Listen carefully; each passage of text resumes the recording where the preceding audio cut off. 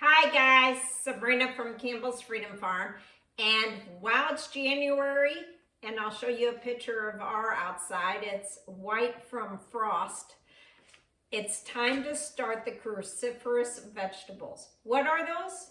Those are the plants, edible plants, that are out of the mustard family, such as the Brussels sprouts, the kale, the cabbage, and one of everybody's favorite, the broccoli. They can handle the cold. Now, I'm not going to put them out yet, although I have some out there. We're going to start them inside. Now, let's talk about soil. This soil kind of goes for everything. A lot of times we do potting mix.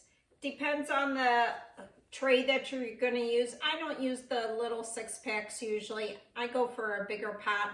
They last longer. You could get a whole bunch in here and wait till they get so tall before you separate. Never thin, separate.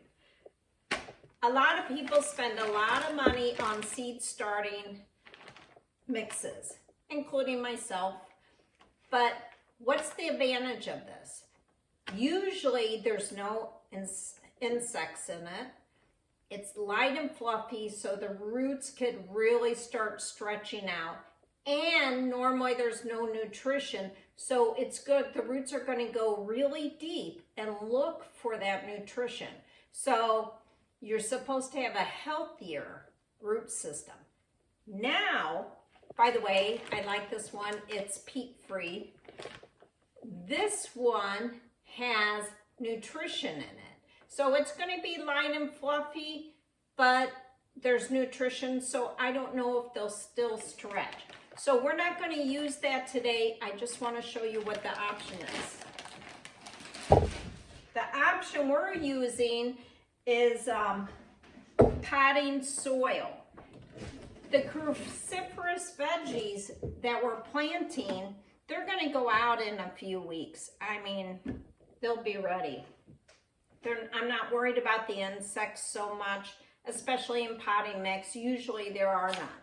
Now, I go for bigger, whatever, cups or round containers. I usually do round because the roots go around. They don't get stuck in a corner. My theory on this is the less you move it around, the better.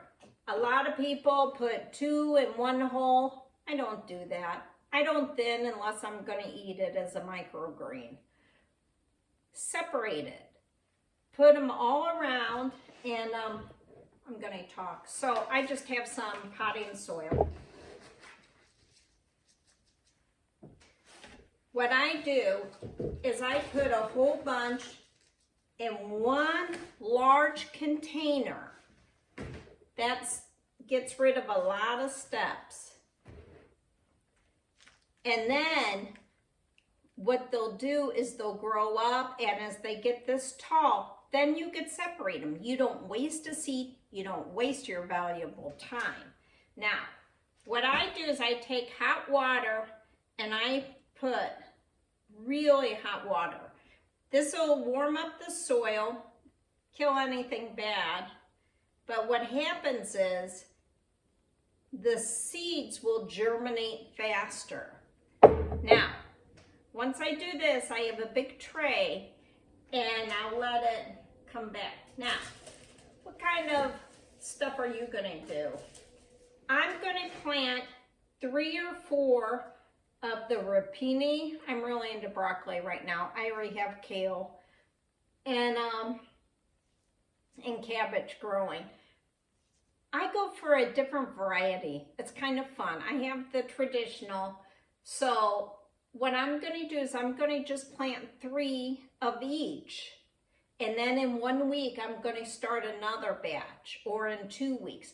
And that way you have a continuous supply, because can you imagine harvesting 20 broccolis at once?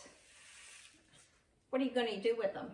I guess we could sell them. Okay, now what I do, these seeds are so tiny. Now, always look at the package, but it's usually 1/8 of an inch. Basically, you want them on top and then dust them with a little stuff. So I'm going to plant on top. I'm not going to put any holes. I'm not going to anything. Okay, I'm going to put 4.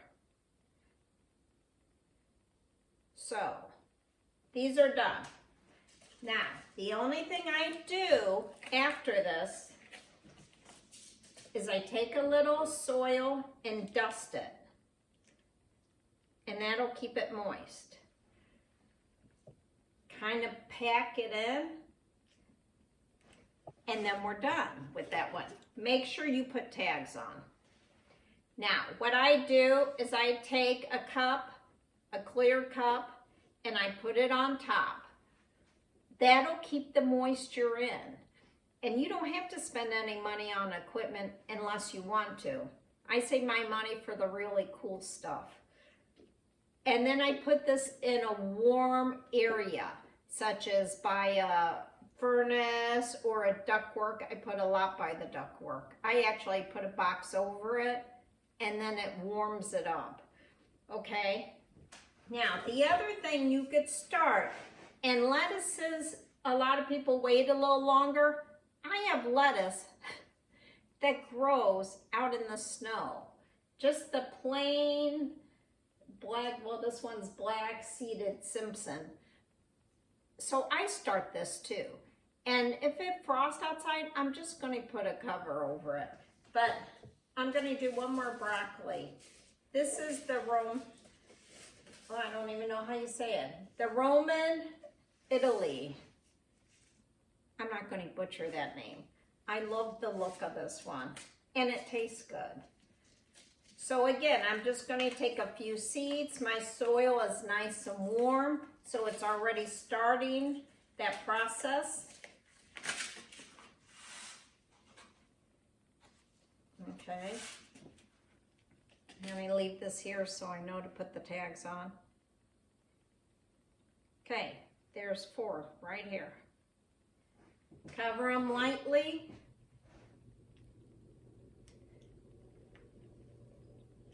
And that's it. Now,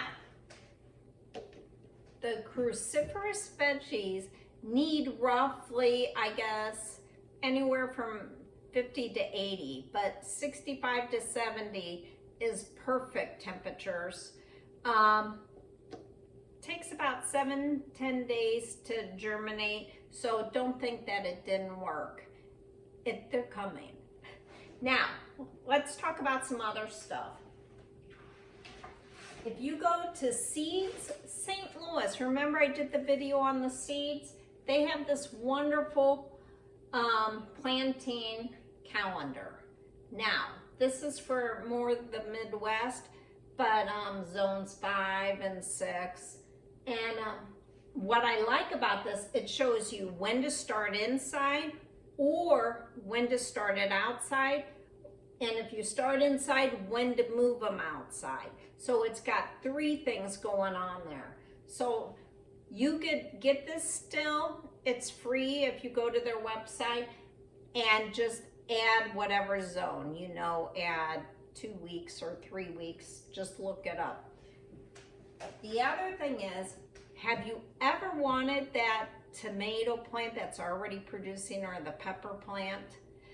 When you go to the nursery this April, let's start a couple now. And that way, by the time April comes, you have a really large one for a container as you work with the other ones. So we're gonna, I'm gonna show you how to seed those. Those are a little different. But this is Sabrina from Campbell's Freedom Farm, and please subscribe and hit the thumbs up. And I'll see you in the next video.